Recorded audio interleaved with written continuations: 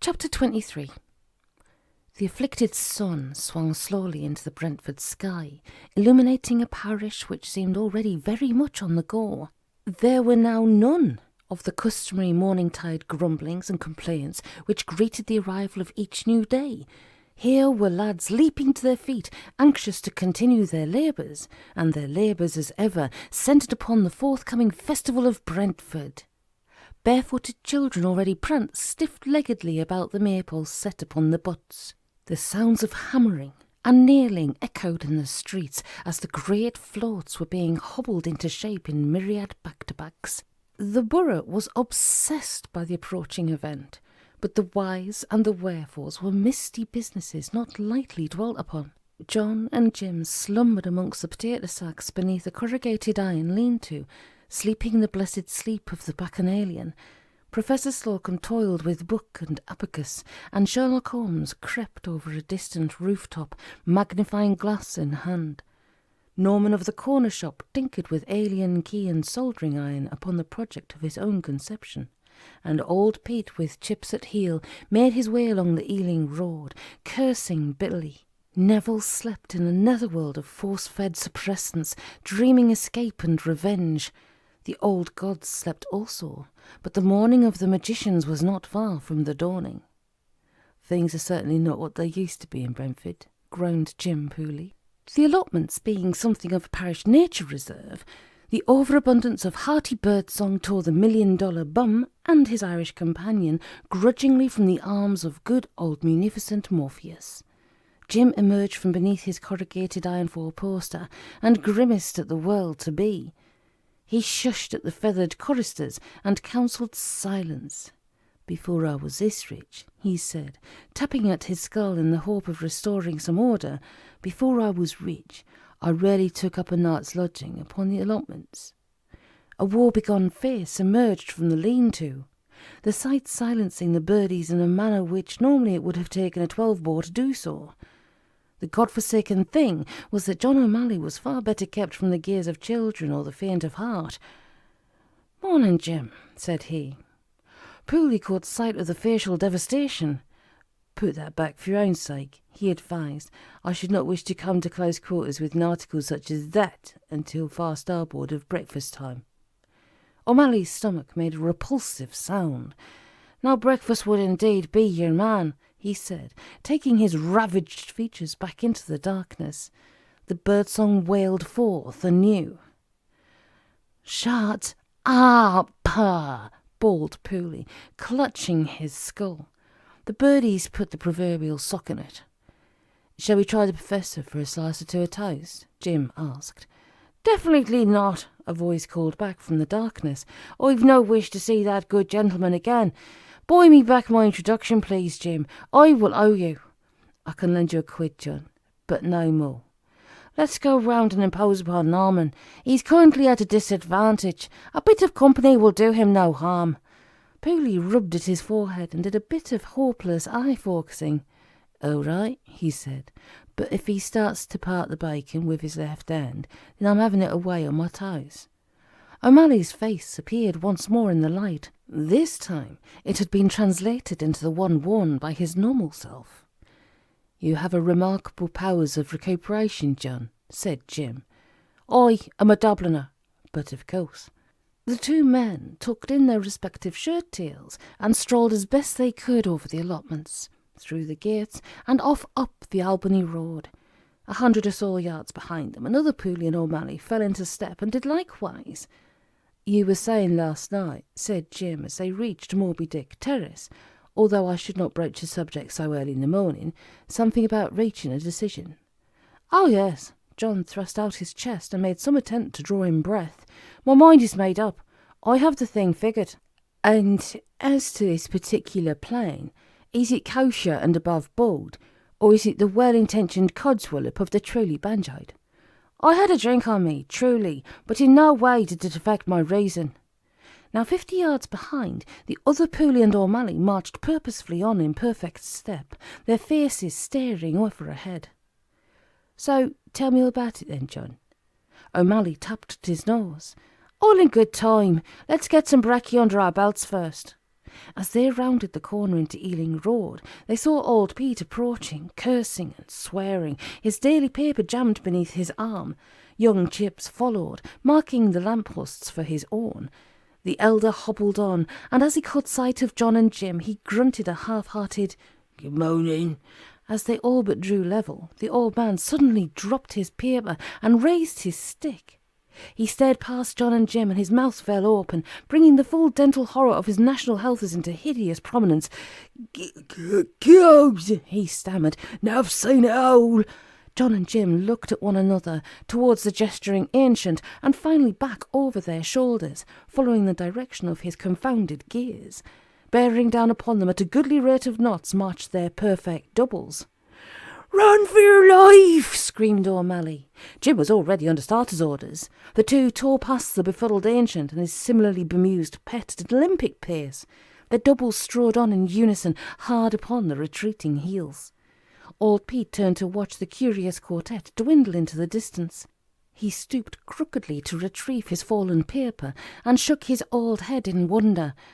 "I'm certain that I saw that," he told Chips, "but I'm sure it will pass." Young Chips made a low, gummy sort of growling sound. He had recently bitten a postman's leg and lost several of his favourite teeth for his pains. He just wasn't certain about anything anymore. John and Jim were making admirable time along the Ealing Road. They passed Norman's corner shop, the Swan, the Princess Fi, and drew level with the football ground. "Where do we go?" gasped Pooley. "There's nowhere to run to. Just keep running. We've got to lose them." John squinted back over his shoulders. Himself and Jim showed no signs of fatigue. If anything, they looked more sprightly, as if the exercise was doing them good. "Run, man, run!" Round to the maze of back streets behind the football ground went the hunted pair. The doubles came forward at the jog, staring ever ahead. John dragged Pooley into an alleyway. "Along here, and keep it sprightly," he urged. The breathless Jim collapsed into a convulsion of coughing, hands upon knees. "I cannot continue," he croaked. "Leave me to die." "And die you surely will. Ahead, man!" Omally thrust Pooley forward, the sound of approaching footfalls echoing in his ears. Down the dustbin-crowded alley they ran, John overturning as many as he could behind him. The duplicates crashed along behind, casting atop the bins effortlessly aside. John and Jim emerged into an obscure side street neither of them could put a name to. The Latanos and Romith computer scan, which observed their every movement, had it well catalogued in degree and minutes to a fearful number of decimal places. "There's to be some way to dodge them," gasped Pooley. "Keep going, damn you!" The duplicates crashed out into the street behind them. Across Brentford ran Pooley and Omally, zigzagging through people's back gardens, up and down fire escapes, in between the trees of the Memorial Park, and ever onwards. Behind them came the pounding of synchronised feet, never letting up for an instant. "Oh, no, gulped Jim, when the two had shinned with difficulty over a high wall and dropped down into no safety whatsoever on the other side. "I'm finished." The sweat ran freely into O'Malley's eyes as he tore off his jacket and flung it aside. "Not me," said he. "I'm not giving in to some clockwork copy, not while I still draw breath." With a great rending of brick and mortar, a section of the wall collapsed about them as the two duplicates applied their combined force. "Run, Jim!" "I'll race you." Along the cobbled way towards the old Brentford docks staggered John and Jim, their last reserves of stamina all but drained away. Their hobnails sparked and clattered upon the cobbles, and behind them, in perfect unison, their soulless pursuers were to be heard, click-clacking at an easy pace. John pulled Jim into one of the disused warehouses. As he did so, their infrared images unaccountably vanished from the screen of the Latanos and Romith computer. They ducked away behind a stack of abandoned loading pallets and shrank into the darkness, hearts pounding. From without, the sound of approaching footsteps drew nearer, then suddenly ceased. "Quiet now," whispered Omally, ramming his hands over Pooley's convulsing cherry-red face. Jim gasped for breath and sank down onto his bum with a dull thud. Omally shushed him into silence, his finger upon his lips. The sound of slow, steady footfalls reached their ears. "Stay quiet." The duplicates moved about the building, uncertain of which way to go. They tested the air with their sophisticated nasal sensory apparatus in the hope of catching the scent of their quarries, but the ozone of the old dock drew the kipper over their tracks. Jim Pooley drew a fistful of sweat from his brow and spattered it onto the dusty floor of the old warehouse. He looked towards John, who shrugged in the darkness. Long, painful minutes passed. Jim folded his jacket across his chest to muffle the sound of his deafening heartbeat. Omally slunk to and fro, seeking an exit or a reason or anything. Outside, the duplicates stealthily encircled the building, sniffing and peering. The Omally gestured to the yawning doorway. The Pooley nodded. The duplicates entered the warehouse. Omally saw their shadows spread across the floor and flattened himself onto the deck. The two came slowly forward, scanning the way before them. Circuits meshed and weaved in their machinized brains, drawing in the data and processing it in the twinkling of a plastic eyelid. From behind the stack of pallets, a very foolish voice indeed said suddenly, "Well, I think we've outrun them, John. Care for a Tyler, mate?" O'Malley's eyes widened in horror as he watched the two heads, one his own and the other that of his dearest friend, swivel upon their frictionless bearings and swing in the direction of the sound. He gestured towards Jim, whose face could be seen grinning from behind the stack of pallets. Come. The robot Pooley leapt forward and grasped the obstruction barring his way. He tore the stack apart with a single movement, sending them smashing to all sides. Jim looked up white and trembling, and saw death staring him right between the eyes. "Help, John," he squealed, cowering back against the wall. "Do something." Grinning like a gargoyle, the robot slowly withdrew from the pocket of his brand-new suit a small, wicked-looking black instrument with two extendable electrodes. With a flick of the thumb, he armed the mechanism and sent sparks crackling about the tips of the rods. Omally floundered about, seeking a suitable weapon. His hand closed over a length of iron conduit. "Up the rebels!" he cried as he flung himself towards Jim's attacker. His own double turned upon him to stand glaring, eye to eye. "You spalpeen!" spat Omally. "Come try your luck!" He swung his cudgel with terrific force, but the robot shot out a hand and grasped it, tearing it from his grip and flinging it the length of the warehouse. Omally ducked back as his double delved into its pocket. The smile widened upon its lips as a small black box appeared. "Hold hard!" A voice echoed about the warehouse. 4 pairs of eyes shot in the direction of the sound. A tall, gaunt figure stood crouched in the doorway, silhouetted against the light, legs spread widely apart and hands held forward.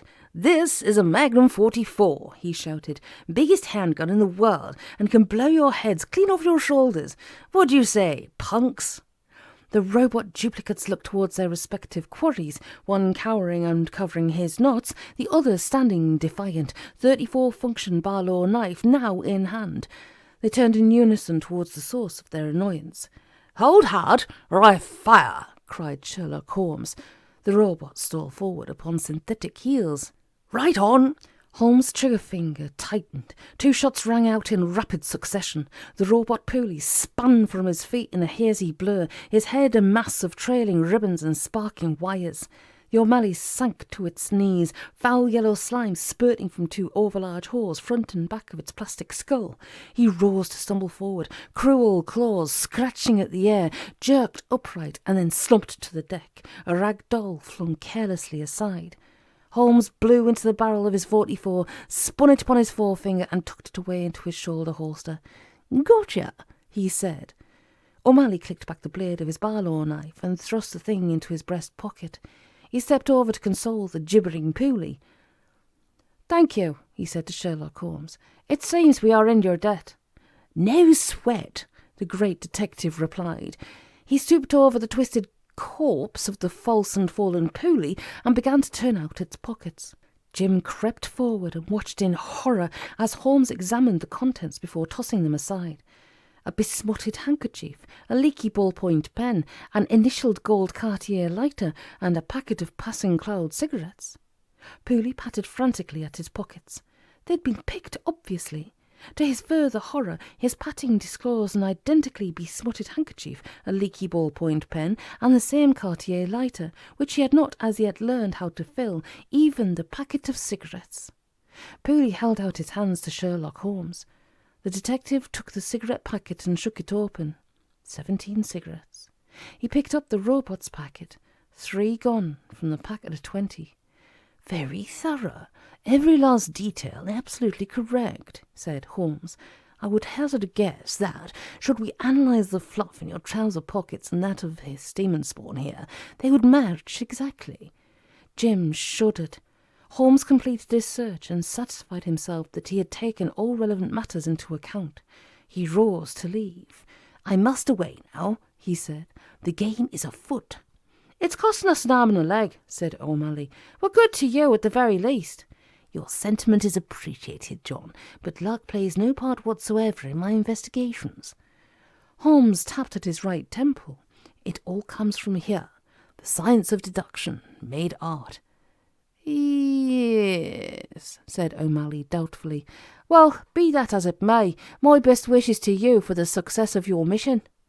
10-4, said the detective. "Up and away." With these few words, he leapt out through the warehouse door and was presently lost from view. "I still say he's a nutter." Omally brushed the dust and grime away from the numb and rattled Jim Pooley. The 2 electronic cadavers lay spread across the warehouse floor, and it was no pleasant thing to behold your own corpse lying at your very feet, pocket fluff and all. Omally turned Jim's head away. "Come on, mate," said he softly. "We've had a good innings here. Let's not spoil it." Jim pointed a dangly hand towards his doppelganger. It was me," he said. "It was me." "Well, it's not any more. Come on, let's get out of here."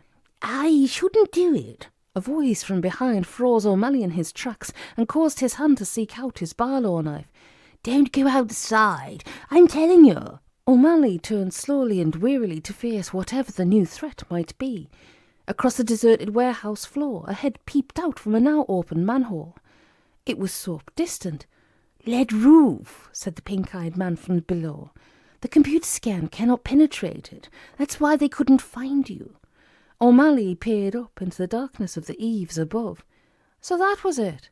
"Hurry now," said Soap. "Their backup boys are on the way." John did not need telling twice. Thrusting Pooley before him, he made for the manhole and something which loosely resembled safety. As Jim's head vanished into the darkness below, John skipped back to where his duplicate lay. Viewing his own remains, he smiled briefly and stopped to remove the thing's left boot. Upending this, a bundle of banknotes tumbled out into his hand. "Very thorough indeed," said John, "pocketing the spoils of war."